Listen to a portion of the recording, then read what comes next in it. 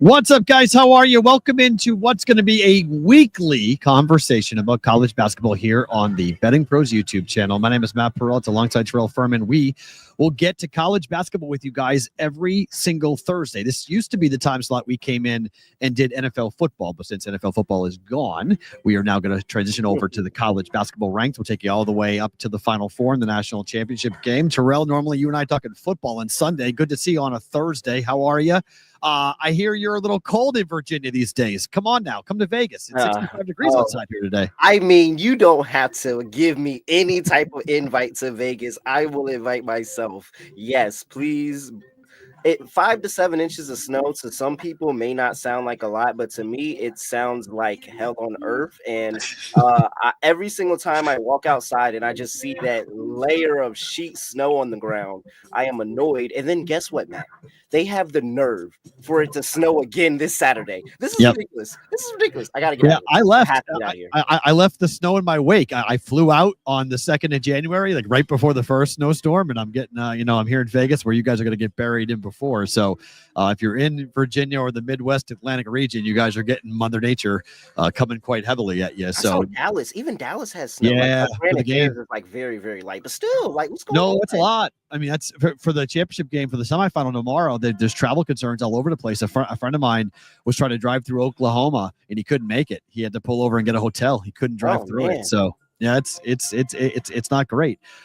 So if you guys are wondering why am I here, normally this is not where I'm going to be. My other show, the Bostonian versus the Book, we're at Red Tail here inside of Resorts World. So the music you're hearing, everything going around. We're here for Penn State and their game against Notre Dame in the semifinal in the Orange Bowl tonight. So that's why I'm here. I won't normally be where I'm at, and I apologize for the background noise and whatnot, but it is a festive atmosphere here in Vegas as we're getting ready for this big game tonight and then a big game coming up for tomorrow. By the way, just quickly on this, do you have a play on Notre Dame, Penn State? Man, I just find it really, really hard to take James Franklin in big games, man. Amen. It's really, really tough for me. I don't know if I can do it, but I think I'm on the Notre Dame side of things, but it's still the under for me. Like, even with maybe Abdul Carter, maybe not Abdul Carter, right? I still think that Penn State defensive line can really wreak havoc. I don't trust either quarterback as far as I can throw them. I think there will be some mistakes in this game and a lot of 3 and outs and some what quote unquote people would say boring football. Like, I don't think this is fun ball of the weekend. So I'm still on the under here. I'm on the first half under 23.5. FanDuel was off market last night for some reason. Everybody else in Vegas was at 21.5, and FanDuel just stuck there at 23.5. So I was like, I don't know. Okay, I'm taking the under. So I'm on the first half under the game. I like the game under as well. Probably the best play of the day is the under on Penn State and Notre Dame. All right, let's get to college basketball, obviously, is why we're here. So let's start with the overall big picture because we're joining halfway in. We're joining after the conference. The conference schedules have begun. After the non-conference schedules are over. Auburn still maintains the number 1 spot as the betting favorite at the moment, but Tennessee, who just lost for the first time last night, 73-43 on the road against Florida. I mean, FanDuel's got them. We called that. We did. Media, we called that. 15-1. You can get Tennessee to win the national championship right now. I'm not holding you to anything, but as we sit here on January 9th, who's the best team in the country? I mean, I guess maybe it's Auburn. I don't know. I think it's too soon to tell. Honestly, It seems like Auburn has the experience factor. They've started to finally put it together and get it going. But it's too many times that we've seen Auburn get into March and just not be able to get over that hump, get over that last piece that they need to do to put it together a really, really good run. There was a guy that he once said, "Hey, we the chance till we ain't chance no more." And I mean, I understand what the Carpenter is doing up there. I understand that they've had some rough games, but when we get to March, I still trust the Carpenter over everybody. So I'm rolling with UConn right now, who I think can actually win it, and it's just the experience factor there. But I think there's a lot of teams. I think Houston is interesting. I think Florida has some pieces that I really like. I'm really interested in Alabama a little bit more this year. So I think there's a couple of ways I like the palette. But if I had to put one bet, I just think that when it's all said and done, all this is a learning experience for March, and Hurley's going to get that group together again. Yeah, it's 25-1 if you want UConn right now to win the national championship. I mean, 3 a three-peat with UConn, and we saw them last night. I mean, I was on UConn -1 last night against Villanova. You had 2 free throws to win that game, and they missed them both. I mean, brutal. Can't happen. Inexcusable. Just I was like, wait a minute, this is come on. It can't happen, but it did. So Nova gets the victory there. They win by 2 as 1-point home dogs. UConn is still very good. They're still going to be one of the best teams in the Big East, but they're clearly more vulnerable this year than they were last year or the year before. So that's why they're at 25-1. Duke is 6-1. Iowa State's 11-1 at FanDuel. Houston is at 14-1. And then it gets really crazy with Alabama, Gonzaga, UConn, Kansas, Kentucky at 25-1. To your point, Terrell, I don't think we have any real clear-cut idea as to who the best team in the country is. I also don't know right now if you said like what 4 teams make it to the Final Four. I don't know. I couldn't tell you. I think that there's a whole bunch of teams. Like if you told me that Kentucky figured it out and Kentucky went on that run that everybody was begging them to go on with Calipari, and then Pope comes down there and figures it out. Yes, absolutely. I could see that. So I think it's going to be great, and I'm really, really interested to see how the end of conference season plays out.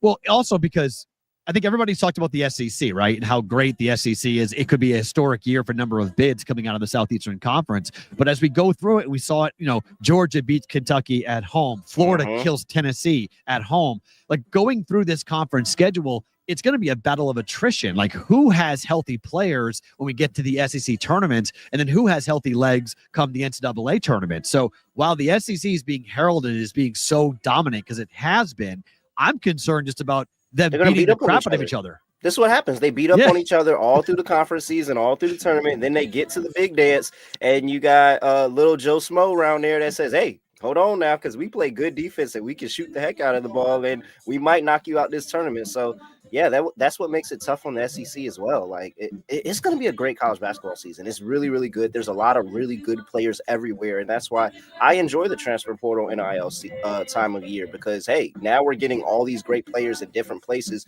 and it's a lot more variance in what happens.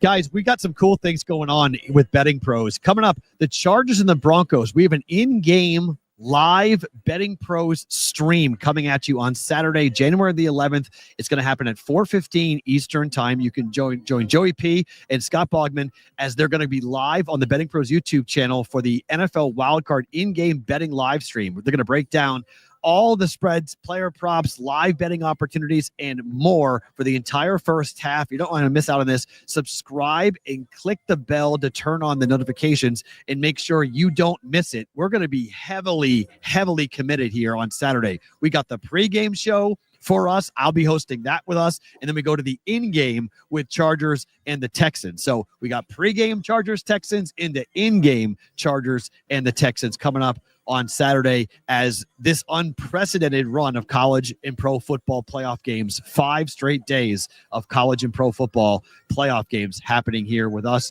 live Saturday, 4 p.m. Eastern time on the BettingPros YouTube channel. All right, let's get to games tonight. Oregon and Ohio State. On the road for the Ducks, this number was as high as 4.5 when I took it, Terrell. It's down to 2 now. Some books are still at 2.5. This is a Duck team that's 5-1 against the number on the road this year. I saw them here in Vegas. Dana Altman is a tremendous coach. Ohio State is 7-2 at home, however, ATS. What gives? Ohio State at home, Ducks on the road. I think it's tough because I do like this Ducks team, and I think Dana Altman is a good coach, and he can get them ready to go on the road here. But this is really is this not their first real Big Ten test? Like, they're going to Ohio State to play this game. That's not the easiest place to play. I think that is going to be rough. I think Ohio State is looking for that. Hey, we need that win. We need for when conference tournament season comes around and we're talking about bids and getting in the tournament, we need that big win that is, hey, we did that on the resume and we got a quad 1 win coming into town with Ohio State. So it makes me enough to say I don't want anything to do with this game. I normally take the home team in these spots, but I really think that Oregon Duck squad is good, and I think Ohio State is desperate. Yeah, to your point, I mean, USC was the one road win in the Big Ten so far for Oregon, but that's not really a Big Ten. That's not a Big Ten win, right? I mean, that's a no respect, respect here. I mean, that's a Pac-12 win in the Big Ten. It's not anywhere near what this game is, going on the road to Ohio State. And they haven't played a road game since the 4th of December. It's been over a month for the Oregon Ducks to go on the road here, but they've been winning such impressive games. They got killed against Illinois. But Illinois went and killed Oregon, and they killed Washington. So Illinois might be arguably the best team in the Big Ten, or at least in the conversation for the best team in the Big Ten. So you can kind of excuse that. They beat Maryland. They didn't cover against Maryland, but they beat them as 4.5-point favorites. But before that, they beat Stanford on a neutral. They beat UCLA. They lost to UCLA by 2 when they were favored. But I just think this is a Duck team that can go into Ohio State and they can win. The scary point is we've hit the basement. So now Circa just went to 2.5. So we hit the basement at -2. Now the buyback comes with Ohio State. So I think the pros are on 4.5 or 5, and they've come in and they've taken 2 now, laid 2. So they're on both sides of this. If this turns into a 3 or 4 point win for Ohio State, they wind up getting on both sides. I just think 4.5 was a little too heavy, and now it's down to 2. At 2, I think Ohio State is a decent look and a decent play. 2.5 even maybe, but once we get to that one possession of 3, I'd be careful with Oregon here tonight. So I am one of my plays for today. I am taking at 4.5. I took Oregon. I did not anticipate the line move, and this is one of those unfortunate things when it comes to doing shows day of. A line move can be dramatic. I took 4.5 this morning. We're down to 2 or 2.5. That's a pretty big different bet, in my opinion. When you cross over that one possession threshold, it's a different play to come in with a two possession win for Ohio State. So at 2, I might look at Ohio State. I've taken 4.5 when it came to Oregon. The other game I want to look at for today is Purdue and Rutgers. And you mentioned line movement here as to what we've seen. We have seen line movement here, and it's climbing as we speak. Purdue now is up to a 3-point favorite. The Superbook's at 3.5 here in town. Offshore's at 3.5. DraftKings is at 3. Circa's at 3. No respect for Rutgers, or is it the fact that there's some injury concerns here, Terrell? Yeah, I think it's a lot of Dylan Harper. I mean, one of the star freshmen for Rutgers. He has been dealing, and it's been going around all of basketball, even in the NBA. There's a bad strain of the flu going around. Yeah. Like really, really bad. People are down and out, and they're down for a week, maybe even more at a time, and they have to work to getting themselves back, losing weight, all of that. And it seems like that's hit a little bit of Dylan Harper here. He only played about 15 minutes in that last game against Wisconsin coming back. He was questionable coming into today, and about an hour or so ago, there was some video footage of him warming up. Didn't really look too good in warmups. I think that's where the extra bets on Purdue came in, but I don't know, man. If he goes out there, like, you got to respect him if he's out there. You're not going to leave him wide open. He's a knockdown shooter. So I'm just thinking even him as a deterrent, because I think Ace Bailey in the size and the length has a better matchup anyways, especially on the inside. Purdue is really, really tough in scoring inside the basket. And I think that's where Rutgers can go and get the advantages, being able to score on the inside, and also Purdue on the road. And I'm not really sold on this offense being able to kick in the overdrive on the road, especially if you get into a shootout with Ace Bailey, Dylan Harper, and company. So they have enough bigs where I don't think size is going to be an issue for them. I really think Rutgers is in this game. They really, really talk about desperate wins. Rutgers really needs a desperate win if they think that they're going to be playing in March. 5-9-1 Rutgers ATS so far this year. They're 1-4 over their last 5 games. On the flip side, Purdue is 7-8. ATS, they've covered their last 2 games. They're 2-5 away from home, but they did cover in their last road game. They killed Minnesota when they're laying 5.5 on the road to the Gophers. They won that game by 20 points. They came home and took care of business against Northwestern, laying 6. They won by 18. 3 consecutive wins by double digits for Purdue, and that's why backers are jumping in here with the road favorite in the Big Ten, which is not easy to do. Piscataway is a tough place to play. I mean, that's Rutgers protects their home court pretty well. So as that number climbs, I don't have a bet on it, but 3.5, you give me more than one possession, I'd be more inclined to take Rutgers and take the points there with the Scarlet Knights at home as they look to, again, as mentioned, get a big W here. Well, if you like him talking about college basketball, why not listening to him and watching him talk about the NBA? It's Fast Break Bets. Fast Break Bets on the YouTube channel for Betting Pros. Terrell Furman's got it with your podcast, your daily dose of basketball betting picks. Tune in every weekday on your rapid fire fix for all things basketball. Check out the Fast Break Bets podcast on the Betting Pros YouTube channel or wherever you get your podcasts. I'll let you talk about what happens day to day, Terrell. What are folks going to get besides the read that I just did for you talking about Fast Break Bets?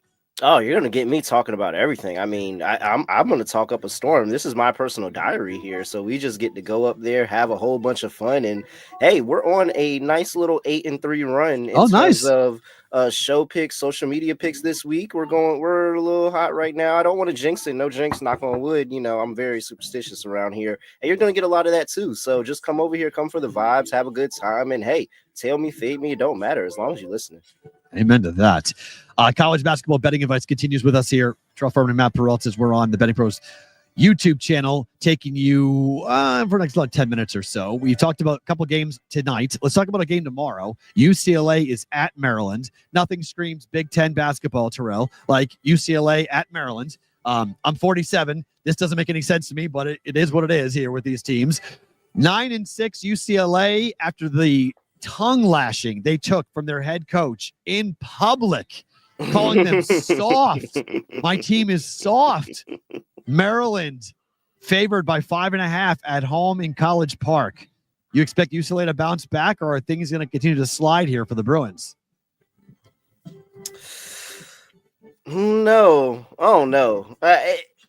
I mean, it's either you take that and you take it, take it like a man and just say, all right, bet this is what happens. Oh my God. What's up? Yes, sir. There we go. It's either you take that as a man and you bounce back and you do all that. That was Dave Sherapan. For those of you that do not know who just photobombed us, that's Dave Sherapan. So yeah, my guy. Dave, who's the guy? Who's the Penn State guy behind Matt? Got to experience doing a whole bunch of shows in Vegas with Dave. He's a real cool guy. That's my guy. But yeah, man, it's either some people either take that like a man and just kind of take it on the chin and hey, we're gonna go away, we're gonna bounce back, and we're gonna have a good one, or you just kind of crumble and fold. And man, this is a really tough spot to do that. And then now have to go on the road and go play Maryland, where College Park is a hard place to play. I don't think people understand. Like, this is all the way back to when they were in the ACC. Back when, when I was coming up watching this team, and you had Juan Dixon and all of them over there playing. Like, it's a really, really tough place to play, and they are going to get up for a blue blood coming into town. I'm old enough to know that I've broadcasted from this place. So when I was doing UVA women's basketball, so I've done men's games, I've done women's games.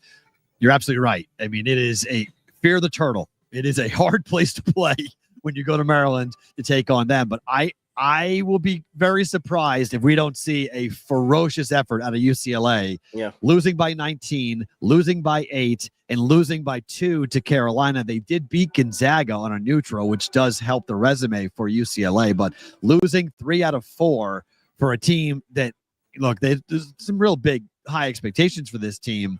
They beat Oregon, they beat Arizona, got a couple of decent wins. They beat Washington, got a couple of decent wins on this resume so far. So I'll be very, very interested to see how they respond to their coach coming out and calling them soft publicly, something that Mick Cronin hasn't really done all that much. He used to do it in his previous stops. Hasn't done that much at UCLA because the Bruin faithful, they don't really like to see their players get dragged through the mud like that publicly. So Maryland may win, but I'll be very curious to see how the reaction is going to be coming up here for tonight. Couple of games this weekend that I want to get your take on, and it all involves the Texas teams because, look, I think Texas, while we're talking a ton about college football, there's a lot of good quality college basketball going on. Alabama's on the road at Texas A&M. There's not going to be lines on this to jump into this, but how do you look at this when it comes to Alabama on the road this year? Because they've had some big wins at home, but on the road, they haven't been nearly as good. Yeah, and I think it's kind of the same approach for me as a lot of teams. Like, college basketball is really, really a tough place to play. And I think it's harder to win on the road in college basketball and college football because at least college football, you start to get some of those players in 21, 22. Like, they've been there, done that, going on the road and this before. These are a lot of 18, 19-year-old kids that have to go on the road and play. And it just seems like that's been really, really tough for Alabama this year. I think I like them. I just can't play them by margin. They don't lock down enough defensively when they need to for me to be able to cover by margin on the road. So if they're laying a big number on the road here, I don't know if I can be on Alabama in that spot. Iowa State and Texas Tech on Saturday. Iowa State, we talked about at the top, 11-1 to win it all.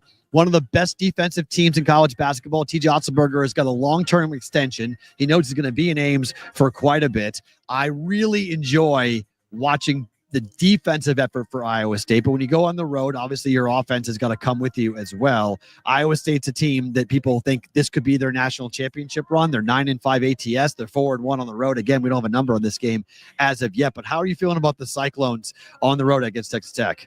It's going to be tough because they lost their last 3 playing at Texas Tech. And so you're really going to have to show that, hey, this is a different group. We can get into a different mode defensively, not let Texas Tech go on those scoring runs. They scored 80 the last time they played them there. And so you can't have anything like that going on. I'm interested to see. I think this is a different Iowa State team. I think this is an Iowa State team that we were talking about national championship contender. They could be there in the Final Four in March. Like, they have the defensive mode and intensity.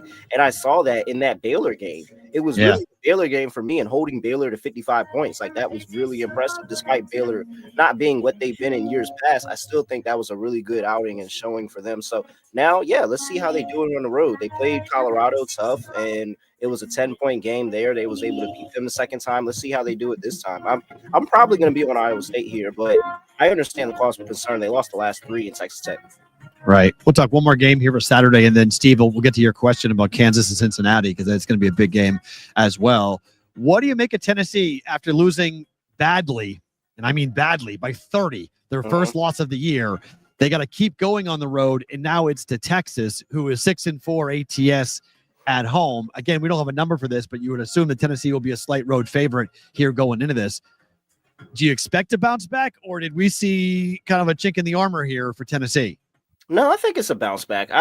We were on, a lot of the constituents, some of my clients over there, we were on Florida laying the points there. And it was just, the swamp is hard. The swamp is hard. The swamp is tough. And they hadn't had good history. They didn't have good history in the swamp. Right. I think now you're looking a little bit differently. I think they can go on the road and play at Texas a little bit better, that they're going to feel the extent of, hey, all right, that's how it feels. This is the second road game. Hey, let's turn on the Jets. Let's go and let's try to salvage and make something of this. I really like the guard play, and I think the guard play is going to be a lot better for Tennessee in this game than it was in the Florida game for sure. So, I trust Rick Barnes to be able to get this done here on the road in Texas, especially with them coming into the SEC. This is a new SEC team making a statement, all of that. I think Tennessee can be able to get it done.